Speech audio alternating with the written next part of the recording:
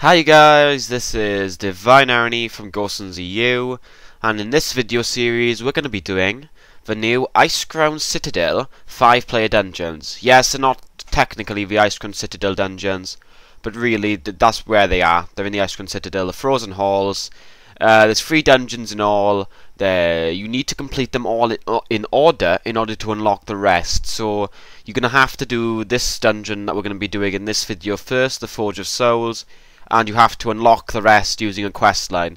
Now the quest line you can pick up in Dalaran, but really you don't need to. You can just walk right into the Forge of Souls, and this is exactly what I've done. I walked in, talked to Jaina. I didn't take a group, so we're actually going to get a group now, so we're going to skip ahead in the recording actually now. So to see me group, and you're going to see me tank fail, because I'm tanking this instance, and since I haven't played as a tank for something like a month now. Is it a month? Yeah, I haven't played it for a month. Yes, I fail. And if you notice, I'm a gnome. No, I haven't had one of those weird crazy fantasies where I've wasted £20 on changing my race. I just put on some pygmy oil. You can probably find out what pygmy oil is, and if you don't, then look it up on Wowhead, because it's very, very simple. You just fish for it, and you make it using alchemy. But if you drink it 7 times, you turn into a voodoo gnome, which is quite frankly awesome.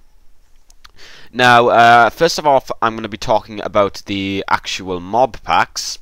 Now, this is a problem for a DK tank, as you can probably see. Well, no, it's not really a problem for a skilled DK tank, but most of the mobs in this dungeon are actually casters, and by that means the pulls can be pretty annoying. There's only one mob, I think, that jumps directly to you, which is the Reaver, I think. Well, yeah, it doesn't really matter.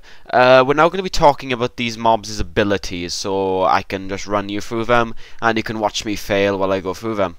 Okay, let's go. Soulguard Watchmen. Now, these are Bone Giants. You probably saw them at the beginning of the run. They're always in groups of 2. They cast Shroud of Runes, which is a 4-charge spell reflect every 8 seconds. They use Unholy Rage, which increases damage attack speed by 10% for 10 seconds. Now you're probably thinking, ooh, that seems hard. No, the mobs are ridiculously easy. You won't have any trouble with them whatsoever. Just ignore them. I didn't even notice any of these abilities anyway. Spiteful Apparitions. Now these are floating skulls. You probably see them sometimes on the well, on the bridges, really. They run towards you, they explode, blow up, 5,000 damage. Nothing really fancy unless you are low health and it kills you. But really not much. On heroic mode, by the way, it hits for 8k, but still doesn't really do that much, as you probably know. Soulguard Adept. Now these are the casters. They cast Shadow Bolt, which does ridiculously low damage. They cast Shadow Meld, which is an 11k heal, so you might want to interrupt that. But really, we didn't, and there wasn't really that much of a trouble. By the way, this is a pug, by the way. Drain Life, 6,000 health over 4 seconds. If you want to interrupt it, perfectly fine. Doesn't really matter, though. Yeah, this is a massive pull we're doing now, by the way, in the interior of this room. It's quite annoying because there's 6 mobs, and 2 of them are casters. But yeah, the casters basically don't hit that much on ranged. It's only if make sure the melee guy doesn't over aggro on you, fine, really. Now we're going to be talking about the Soulguard Bonecaster. Now this is the Skull Bonecaster. This is the Undead Bonecaster. Skeletal Mage, cast Bone Volley, rubbish damage. It hits for 7k. It puts a Shield of Bones on itself. Absorbs 10k damage and deals 5k damage to enemies within 15 yards. Still not that bad, really. None of the mobs are that bad. We've got Soulguard Reaper. Now this is the Gnome Warlock type thing. No, it's a Death Knight. Yeah, it's a Death Knight. This is the melee mob. It does fuck all. So I'm going to ignore whatever the hell that thing does, because it doesn't do anything. We're going to ignore talking about the mobs now, because we're actually getting to the first boss, and let us see what the first boss does, shall we? His name is Bronjahm. It's a new kind of jam developed by Lich King because he didn't like the living jam, so he created an undead version of the jam. I heard it tastes like rotten strawberries, but obviously I haven't tasted it. By the way, this mage is made out of living Bronjahm, so that's basically it. Now, the mage, as a tank him in the centre, range spread around, melee go into the middle. He does a Magic's Bane, which will hit the melee. It inflicts 2,500 physical damage to each target, plus an additional amount of damage. It's a circular arc. You can't interrupt it. It can't exceed 15k damage. It doesn't hurt that much. You can easily heal through it. The other ability he does is called Corrupt Soul, where this is a casted ability. You can't interrupt it. Basically, what it means is if he finishes this cast, Corrupt Soul, a corrupted soul fragment will spawn on the player, and you have to kill that corrupted soul fragment. Otherwise, if it gets to the boss, he heals. But really, we just ignored it because it didn't really make that much difference whether he healed or not. Now, this ability here, and as you can see, we just killed the boss. He's really easy until you get to something like 30%.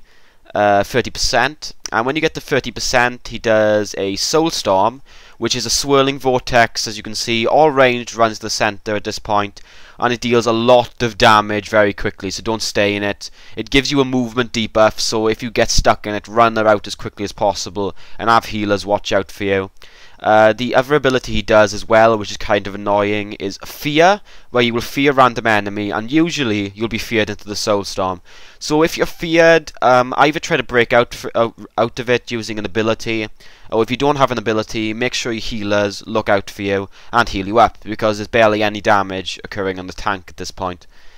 So what we're going to be doing now, we're going to be talking about the mobs again, and especially this mob. Now, this is the Spectral Warden. Now, it's a Wraith. There's 3 pulls there's 3 of these mobs between the last boss. It is Whale of Souls, which does 6k to 8k damage to everyone in radius, easily healed. Veil of Shadow, 75% incoming heals reduction curse. Ugh. Well, I didn't notice that, but it didn't do that much damage. None of the mobs really are that much of a hassle. This is actually a very easy instance. It's slightly harder than some of the heroics. It's slightly harder than Trial of the Champion, but really not that bad. And now I'm going to take a break now to look up the Devourer of Souls, which is the final boss in this instance. Okay guys, I have found out what to do for this boss now. And just to say guys, if you see me doing something stupid in this fight, it's because I hadn't read the tactics. And yeah, I don't usually read tactics for heroics, which is probably a bad thing because we almost wiped in this fight because I wasn't paying attention.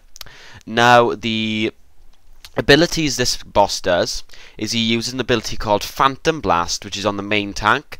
This deals a lot of damage. It can hit to upwards of 18k per tick. It does do a lot of damage. Make sure your healer is watching the tank, because if he uses them continuously, very quickly, it can kill the tank very easily. If you're a warrior, you can use Spell Reflection, and it can actually do damage to the boss, so it might be a good idea to do that. Now, the other ability he does is called Mirrored Soul. If this is on the boss, do not freaking hurt him whatsoever. Don't fire anything at the boss, because all the damage you do to the boss, even though it hurts him, will kill another of your members. So let's say you use a 9k Pyroblast on the boss.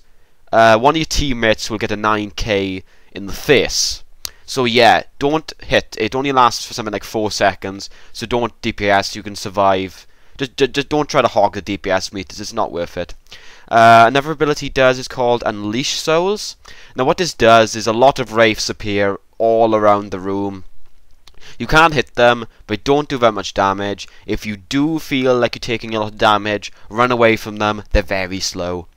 The other ability we're going to be talking about, and the final ability, is kind of the same ability as you can see in Ulduar at Mimiron. He casts Wailing Souls on one player, and then he'll do a 90 degrees sweep of the room. Do not stand in front of him when he does this, because you will almost certainly die because of the damage. And basically that's the entire fight, I think. So yeah, thank you for watching, guys. I hope you liked this video, and I hope to see you in the Pit of Saron. So bye bye. And also, the freaking loot is awesome.